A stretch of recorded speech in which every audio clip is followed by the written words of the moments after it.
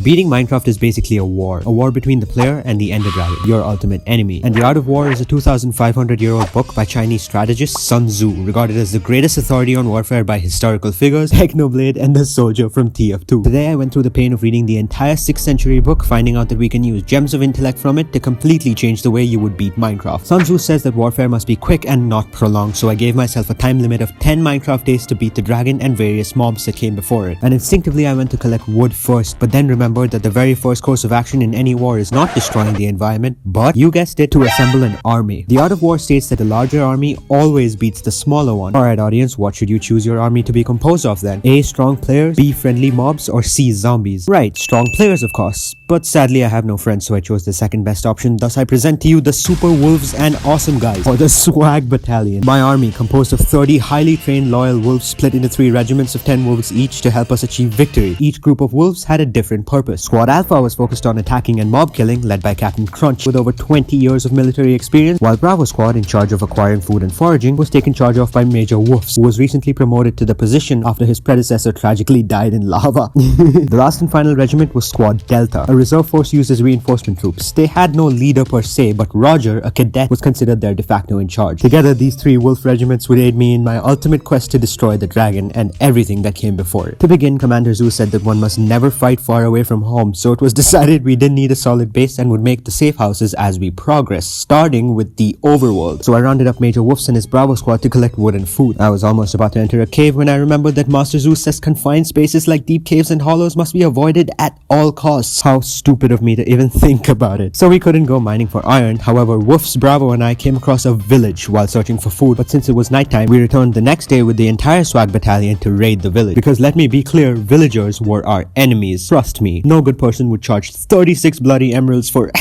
Belgober. And since Master Zhu said a good leader always steals from the enemy, the wolves and I ransacked the entire village to no end. And let me tell you, the soldiers had no mercy. Like seriously, if a mob even touched me, they'd instantly have 30 bloodthirsty war dogs on them till they died. So I placed the Swag Battalion banner as a sign that we'd conquered the village, because Sun Tzu says you should always use banners and flags. But get this, when I took a head count, we only had 28 soldiers instead of 30. And more counting revealed that the 2 dogs that were missing were a soldier from Alpha Team and Roger, the leader of Squad Delta. So I looked around for a good amount of time and even returned to the village with Major Woofs to look for the lost dog, but they were nowhere to be found. The kill feed was also empty, which meant they were alive, however, but time was running out, and the Art of War says one must focus on combined energy and not individual effort. So we took a decision to leave Roger and the other soldier behind. Going to the Nether was going to be complicated because getting 28 dogs through the portal and ensuring their survival was just not practical, so I grabbed Surgeon Elo from Delta and Commander Monkey from Bravo and walked through the portal. Oh, right next to a fortress. That's convenient. Master Zhu says that making shelters and safe houses are of utmost importance when attacking wall targets like the Nether fortress, so I built a very useful 2-block shelter to protect me and my dogs from blazes that spat fire at us like a freestyle rapper from the early 2000s. Oh shit, oh shit, stay with me soldier, stay with me. The 3 of us explored the Nether fortress, scouring for items, getting blazed rods and pissing off zombie pigmen, and returned after a barely successful mission because Commander Monkey unfortunately couldn't survive, falling into lava that I couldn't get on footage. But after relaying the bad news to Commander Monkey's son, Cadet Junior Monkey, who took the news surprisingly well, I noticed that puppies also showed up in the Swag Battalion when we returned after I distributed food to the soldiers. Why were there puppies, you ask? I don't know. 2 dogs must have gotten bored when we were away, which I guess was useful because then we could continue with collecting ender pearls with a fleet of full 30 dogs. But it was already day 6 and time was running out. I couldn't disappoint Master Zhu and needed to beat this dragon, whatever the cost may be. Listen, the team's morale was low at this point, so I gave a pep talk to the dogs, reminding them of the evil that was the dragon, stoking my soldiers' anger as the Art of War says a general must do. Men,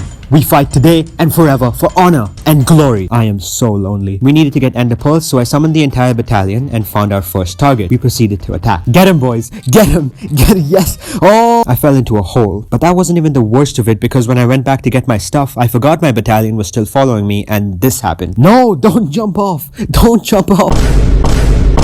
3 innocent soldier lives were lost to gravity and my incompetence. But this also made me realize that all 30 soldiers were not necessary at all times, so I just took a few and completed the rest of the enderman killing until I had enough ender pearls. But there's something I haven't told you guys. You see, one of the lesser known policies of Sun Tzu were that he always thought capturing enemies was better than killing them, so we'd taken an enderman called Buran hostage at our base. However, even though the book says you should treat prisoners of war kindly, I may have forgotten about the kindly part. Yeah, no, I killed him. But that just showed us how desperate we were. I built a grave to honor the fallen soldiers and committed some arson to make the best of our situation. And after we had all the ender eyes we needed, I made a bold choice. You see, through my adventures so far, I'd sacrificed the lives of so many innocent men, I mean dogs. And for what? Glory? Honor? Pride? I gained nothing. And as war hero Jack Black once said, war? What is it good for? Absolutely nothing. And that's why I decided to leave my men behind and fight the dragon alone. Except these two baby dogs that would not stop following me to the stronghold. As I set my spawn point and opened the end portal, it was time to fulfill my destiny. To make Master Sun Tzu and the art of war proud without endangering the lives of anyone else. Never mind, the wolf fell into the void immediately. I swear I hate this game so much. Anyway, crystal, bow shot, crystal, axe, crystal, bow shot, and... okay, I guess I meant to do that. Crystal, axe, and we beat the game. I feel empty. This was not worth it.